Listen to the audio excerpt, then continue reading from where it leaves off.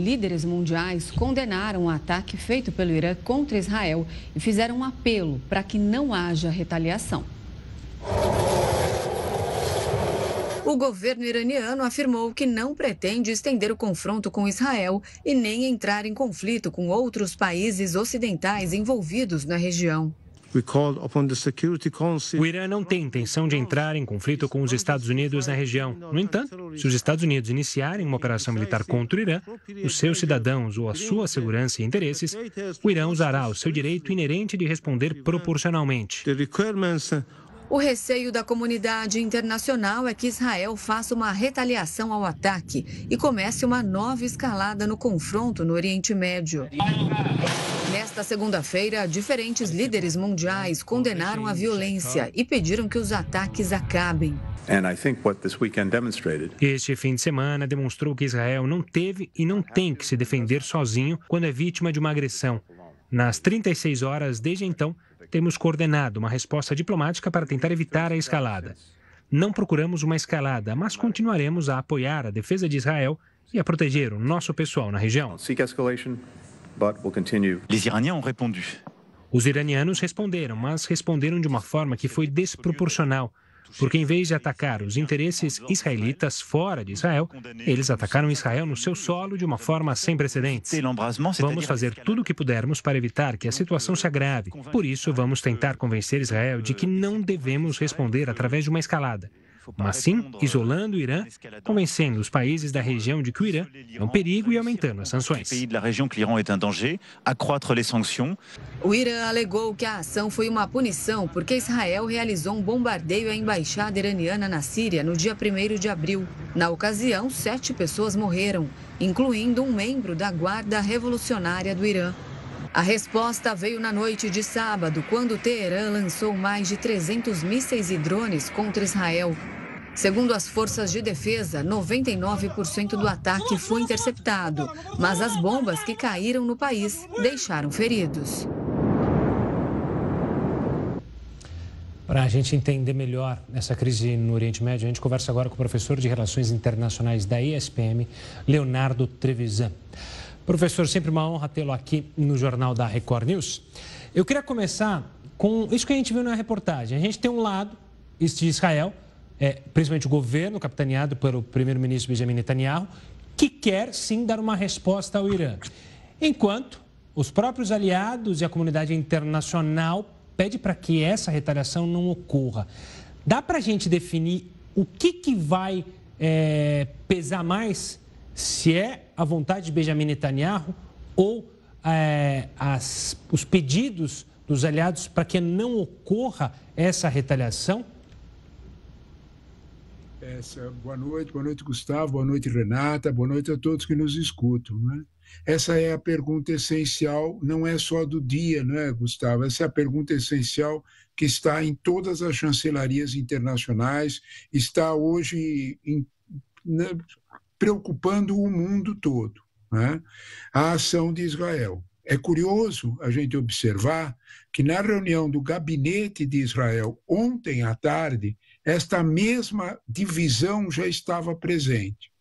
Os ministros que têm uma formação de ultra-ortodoxos, mais radicalizados, mais religiosos, pediam exatamente uma ação imediata de Israel.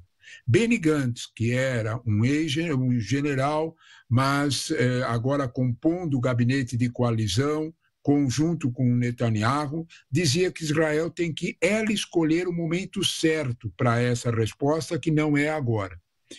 Essa dúvida está presente em todos os lugares. Na prática, como vocês mostraram, há uma reação internacional pedindo uma certa contenção para Israel. Não há certeza que isso possa ocorrer, e o motivo é muito conhecido. O governo de Netanyahu, na verdade, tem imbricado, tem somado à sua sobrevivência política a continuidade da guerra. Isso é indiscutível. Até mesmo apoiadores de Netanyahu reconhecem esse fato. Netanyahu sabe perfeitamente que quando a guerra terminar, ele terá que prestar contas de erros cometidos até mesmo antes do atentado, antes do início da guerra. Então, de alguma forma, isso é tradicionalíssimo em Israel. né? Não é, ícones da história de Israel passaram por essa situação. Golda Meir, por exemplo. Então, perder o seu governo exatamente para explicar o que aconteceu antes da guerra, na guerra do Yom Kippur, e outros também. Então, Netanyahu sabe perfeitamente disso. Então, de algum modo, a continuidade da guerra e as ameaças do Irã deixam Netanyahu em uma situação beneficiada e não crítica. Cabe, e aí é o ponto, cabe aquela frase que talvez seja mais importante para a gente entender se essa possibilidade.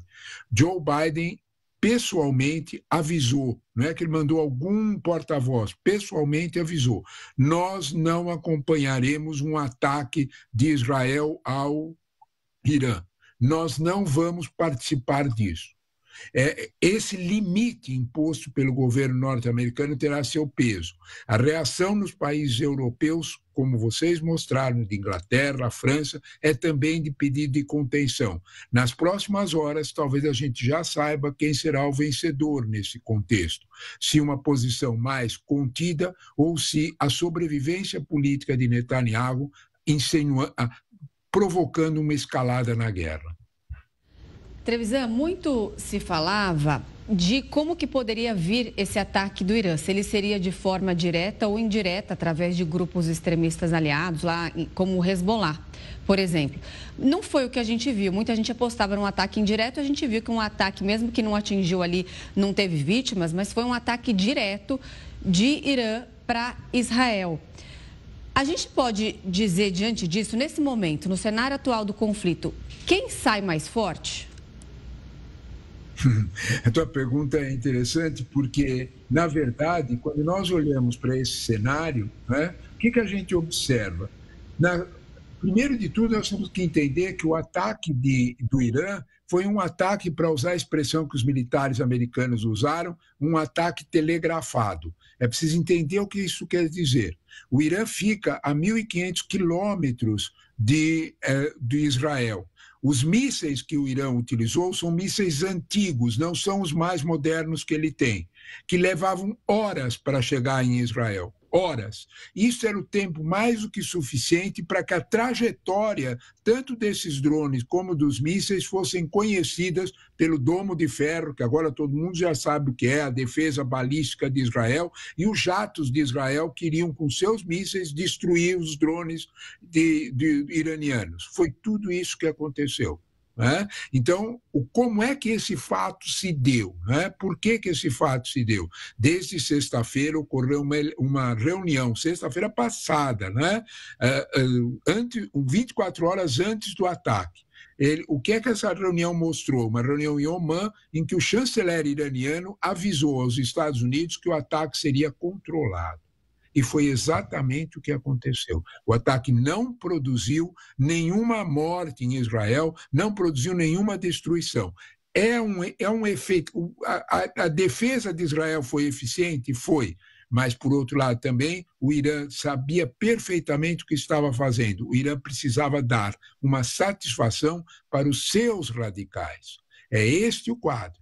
Né? O Irã precisava, de alguma forma, acalmar as ruas de Teherã, que queriam alguma resposta ao ataque que Israel fez em Damasco, que vocês já noticiaram bastante, em 1º de abril, matando 3 altos oficiais, 3 generais iranianos, um deles o chefe da inteligência militar.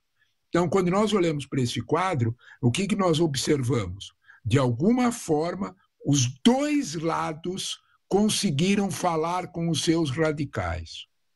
Israel, de alguma forma, conseguiu fazer algum ataque ao Irã, né, desde 1º de abril, e conseguiu conter o ataque iraniano. O Irã conseguiu, de alguma forma, conter os seus radicais, dizendo: nós fizemos alguma coisa, nós atacamos Israel. Esse quadro, Renata, é o quadro que, de alguma forma, explica o cenário que vivemos. E explica exatamente aquilo que está escondido nesse processo. Quem conteve o Irã? Esse quadro mostra a mudança no poder geopolítico do mundo. Os Estados Unidos, a diplomacia americana, pediu ajuda da diplomacia chinesa e recebeu essa ajuda. A diplomacia chinesa conteve o Irã. Por que ela conseguiu fazer isso? Porque o petróleo que o Irã não pode vender para o Ocidente, porque está sob sanções do Ocidente, quem compra é Pequim. Então, Pequim tem uma carta na mão para conter o Irã. Olha que jogo interessante. Olha que quadro interessante que a gente observa. Os dois lados têm, se Israel tem a proteção americana, o Irã tem, de alguma forma, a pressão chinesa para ser contida. O mundo está colocando muita esperança nesse processo. De alguma forma, o redesenho geopolítico do mundo está sendo testado nesse conflito Irã-Israel, que é um conflito central, porque atrás dele está o preço do petróleo. Professor, eu vou pedir uma licença, interromper rapidamente nossa conversa, mas quero que você continue com a gente, porque a gente vai chamar novamente a Ariane Bittencourt, porque o conflito, obviamente, no Oriente Médio impactou também aqui no governo no Brasil. Ariane, uma boa noite de novo. Além do ministro das Relações Exteriores, Mauro Vieira, ter se manifestado, o governo também criou um grupo para monitorar o preço do petróleo em decorrência dessa escalada no confronto, já que justamente o professor falou do petróleo? Exatamente, Gustavo. O ministro de Minas e Energia, Alexandre Silveira, anunciou nesta segunda-feira a criação desse grupo de trabalho para monitorar o preço e a situação do petróleo por conta da escalada desses conflitos no Oriente Médio. Alexandre Silveira disse o seguinte, que esses conflitos estão na fase de ensaio, mas destacou a importância de estar atento para qualquer emergência mais vigorosa. Ele disse que ainda não conversou sobre essa questão com a Petrobras, mas que esse caminho de diálogo será aberto e que será respeitada aí a política de governança da companhia. Lembrando que boa parte do petróleo mundial é produzida justamente no Oriente Médio e que os conflitos na região alteram e podem continuar alterando, inclusive, o preço dos combustíveis aqui no Brasil. Portanto, esse grupo de trabalho vai atuar nesse sentido. E comentando sobre a fala de Mauro Vieira que você citou, ele foi questionado por jornalistas por conta da nota divulgada pelo Itamaraty e disse que o Brasil condena veementemente qualquer tipo de violência. Essa nota divulgada no sábado foi muito criticada por organizações israelenses que cobraram do governo do Brasil uma posição mais dura contra o ataque do Irã, a defesa de famílias brasileiras que vivem em Israel e questionaram o governo pelo fato de a nota ter sido muito branda. No texto, à época, no último sábado, o Itamaraty disse que acompanhava com grave preocupação a escalada deste conflito e que apelava para que todas as partes envolvidas exercessem a máxima contenção e conclamava a comunidade internacional a mobilizar esforços para evitar uma escalada. Mauro Vieira disse que quando essa nota foi redigida, não se tinha ainda a dimensão da gravidade do que estava acontecendo em Israel a partir desses ataques pelo Irã. Gustavo. Tá certo, Ariane. Obrigado pelas informações, pelos dados. Vamos voltar com o professor para justamente, professor, analisar qual é o papel do Brasil? Obviamente que não é um papel como os Estados Unidos, China, como você mencionou, mas como que o Brasil tende a se portar nessa situação atual? Essa questão é interessante porque o Brasil não pode deixar de lado aquele leito, aquela história que consagrou a diplomacia brasileira.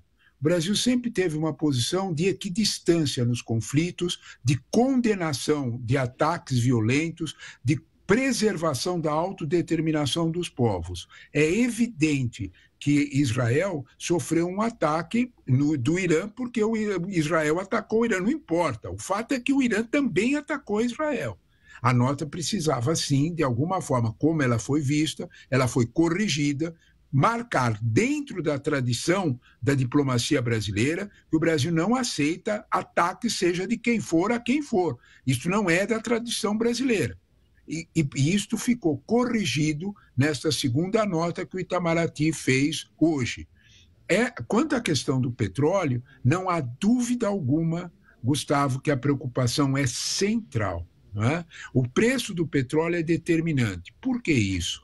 Porque este ano, Gustavo, o ano de 2024, será um ano para usar a expressão de quem entende muito do assunto, né? A diretora-gerente do Fundo Monetário Internacional, Georgina Kristalieva. O que é que ela disse? Né? Ela disse que neste ano o mundo terá um desenvolvimento morno, um crescimento morno. Nós não teremos grandes conquistas econômicas.